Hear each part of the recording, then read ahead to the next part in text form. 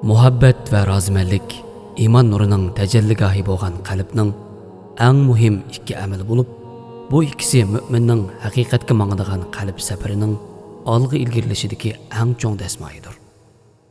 Chunki iymonning tagiga muhabbat yoshiringan bo'ladi.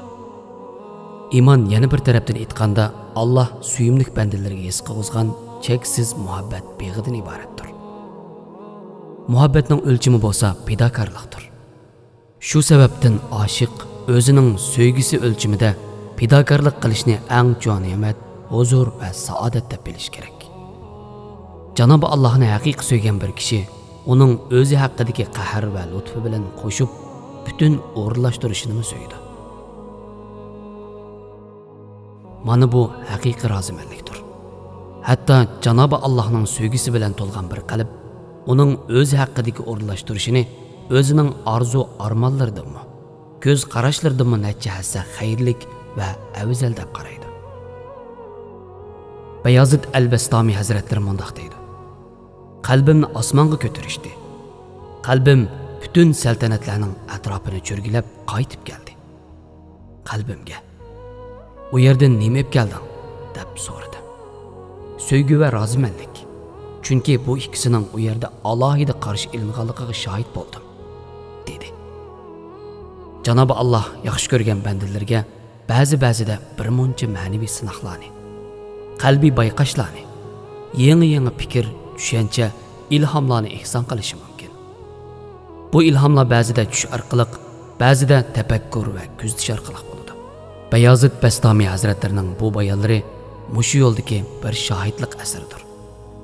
Bu turdagi ifodalar bizga garchi shar'iy hukm mazmunlarini yetkazmasimi, Allohni tonish, ya'ni ma'rifatulloh safarining karvonlariga buyuk bir bilim yo'lini ochadi.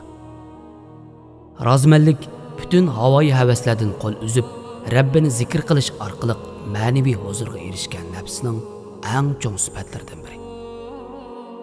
Haqiqatan Janobi Alloh suyimlik payg'ambarimizning yanidagi mu'minlar haqida mundaq deydi: Ular Allohdan rahmat va rozimanlik xohlaydi. Fath surasi 29-oyat. Agar Rabbimizning bizdan rozi bo'lishini xohlasak, eng avval uning biz haqidagi o'rinlashtirishiga rozi bo'lishimiz, Rabbimizga har vaqt hamd va shukr qilgan holatda turishimiz lozim. Dunyo ilohiy imtihon makoni bo'lganligi uchun hayot har vaqt qahr va lutf tajallilarining to'lqinlari orasida davom qiladi. Payg'ambarlar bizning imtihonlardan muvaffaqiyatli o'tishimiz uchun eng go'zal o'rnakdir. Masalan, Ayyub alayhisalom beshidan o'tkazgan bir-biridan og'ir imtihonlar natijasida mol dunyolardan ayrildi, bolalardan ayrildi, salomatligidan ayrildi. Lekin u shikoyat va faryod chekishning o'rniga har vaqt Allohga hamd etdi, shukr qildi. Rabbiga bo'lgan rozimanlik va taslimiyatdan qilcha bo'shishib qolmadi. Uning ahvoliga chidayolmagan xonimi: "Sen bir payg'ambar, duoying har vaqt ijobat bo'ladi.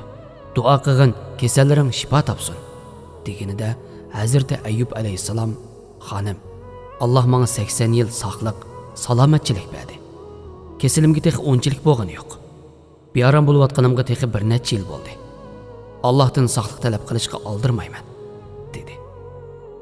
Bütün ilohiy imtihonlar oldida tavranmasdan tutgan rozimanlik pozitsiyasi sababli Janobi Allohning "Nima degan go'zal banda" degan iltifotiga noil bo'ldi. Yana bir tarafdan insonlik tarixida dunyo boyligi, saltanati jihatda hech qanday biri Hazrati Sulaymon alayhisalomning darajasiga yetgani yo'q. Shundoq turib dunyoning ko'zni qamashtiradigan nozu ne'matlari Hazrati Sulaymon alayhisalomning ko'nglini avar qilamagan edi. Uning qalbi dunyoviy boyliqlarning qochisi bo'lmagan edi. Dunyo saltanati uning Alloh bilan bo'lgan munosabatiga to'sqinlik qilmadi. U ega bo'lgan kuch-qudrat uning Allohga bo'lgan qo'lchiligidagi kamtarligini, xushu hissiyotini buzolmagan edi. U bütün ne'matlarning Alloh tarafidan bo'layotganligini bilib, hech qachon haddidan eshib boqmadi. Aksicha, har vaqt "Men yo'qsulman. Yo'qsulga yo'qsullar bilan ulfatlashish yarashidi" degan tuyg'usi bilan hayotining oxirigacha hamda shukr, rozimanlik va nihoyat kamtarlik bilan yashadi. Bu fazilatning sababi bilan u Ayyub alayhisalomga o'xshash Janobi Allohning nima degan go'zal banda degan iltifotiga noil bo'ldi. Demakki, jafo mushaqqat va qiyinchilikda isyon qilmay sabr arg'amchisiga mahkam esilishimiz lozim. Ne'mat, boy-boyashachilik ichida haddimizdan eshib, teshib ketmasligimiz lozim. Ya'ni har qanday ahvol ostida Allohning o'rinlashtirishiga rozi bo'lishimiz lozim. Chunki bu holimiz Janob Allohning roziligiga erishishga vasila bo'ladi.